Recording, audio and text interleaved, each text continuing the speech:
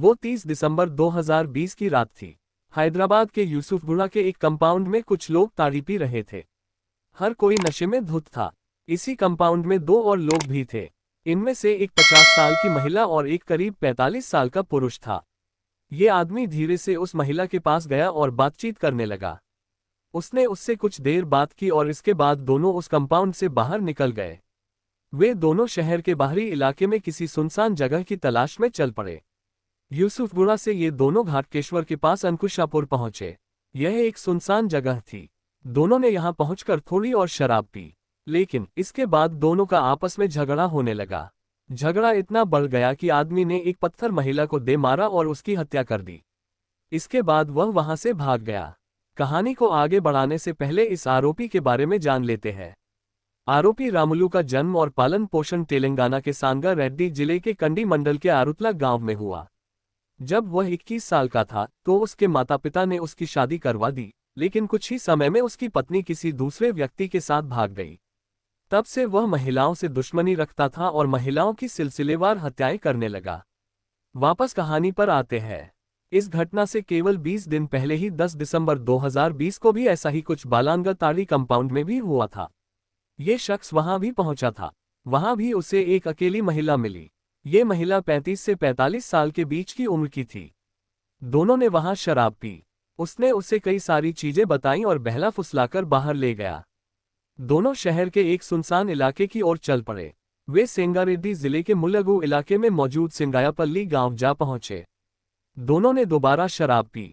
इसके बाद उस शख्स ने महिला की साड़ी से ही उसका गला घोंटकर हत्या कर दी और वहां से भाग खड़ा हुआ। इस शख्स की ये दूसरी हत्या नहीं थी, यह 18वां मर्डर था। इस शख्स की बातों पर भरोसा करके उसके साथ जाने वाली कोई भी महिला अब तक जिंदा वापस नहीं लौटी थी। इस शख्स का नाम एम रामुलु है।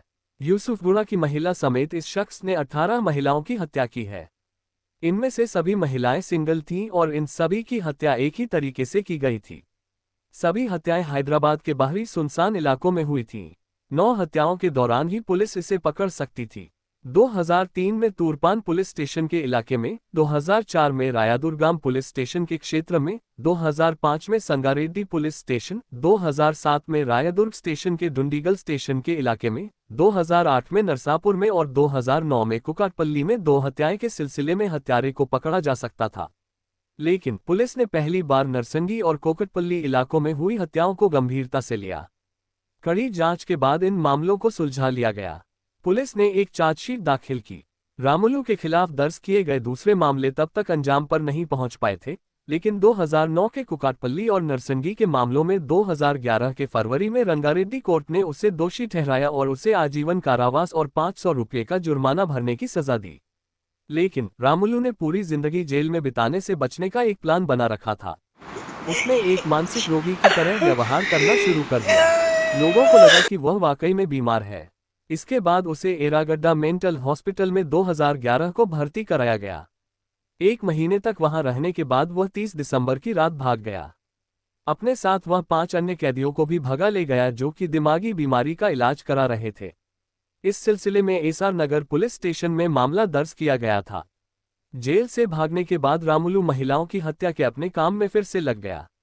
2012 और 2013 में बोवेनपल्ली में 2 हत्याएं, 2012 में चंदांगा में, साल 2012 में डुंडीगल में 2 हत्याएं की और ये 5 हत्याएं महिलाओं की थीं। पुलिस ने इन हत्याओं पर फिर से ध्यान देना शुरू किया। मई 2013 में बोवेनपल्ली पुलिस ने रामुलु को पकड़ लिया। इस बार उसे 5 साल के लिए जेल में डाल दिया गया। हमें नहीं पता कि रामुलु की कानून पर अच्छी पकड़ है या उसके पास एक अच्छा वकील है, लेकिन उसने 2018 में हाईकोर्ट में अपील की और अपनी सजा को कम करवाने में कामयाब रहा। 2018 के अक्टूबर में रामुलु के पक्ष में फैसला आया। उसे रिहा कर दिया गया। बाहर आते ही उसने फिर हत्याएं शुरू कर दी। 2019 में उसने शमीरपेट में 1 और पट्टन चेरुवु में 1 और हत्या की। इसके साथ ही अब तक वह 16 महिलाओं को मार चुका था। एक बार फिर उसे पकड़ा गया, उसे जेल में डाला गया और एक बार फिर जुलाई 2020 में वह जेल से रिहा होने में कामयाब रहा। जुलाई 2020 में रिहा होने के बाद उसने फिर से 2 हत्याएं की। 50 साल की महिला के पति ने उसके गायब होने के बाद पुलिस स्टेशन का दरवाजा खटखटाया। इसके बाद जुबिली हिल्स पुलिस स्टेशन में गुमशुदगी का केस दर्ज किया गया। 4 दिनों बाद घाटकेश्वर पुलिस को एक अज्ञात महिला की लाश मिली। पुलिस ने मामले की जांच शुरू की। अंत में हैदराबाद और राचनकोंडा की पुलिस ने आपस में बात की। सीसीटीवी कैमरों से पता चला कि महिला किसी शख्स से बात कर रही थी। फुटेज की पड़ताल से चीजें स्पष्ट हुईं। मामले की गहन पड़ताल की गई। इसके बाद मामले की जांच कर रही टीम ने 2009 के केस की पड़ताल की जिसमें रामुलू को दोषी ठहराया गया था। जब जांच अधिकारी ने सीसीटीवी फुटेज में फोटोज को देखा तो उन्हें संदेह हुआ। जिस तरीके से मर्डर हुए उनका पैटर्न मिलता जुलता था। ऐसे में उन्होंने पुराने केसों को खंगालना शुरू कर दिया। इसके बाद रामुलू के इन घटनाओं में शामिल होने की पुष्टि हो गई। रामुलू का शिकार अकेली महिलाएं होती हैं।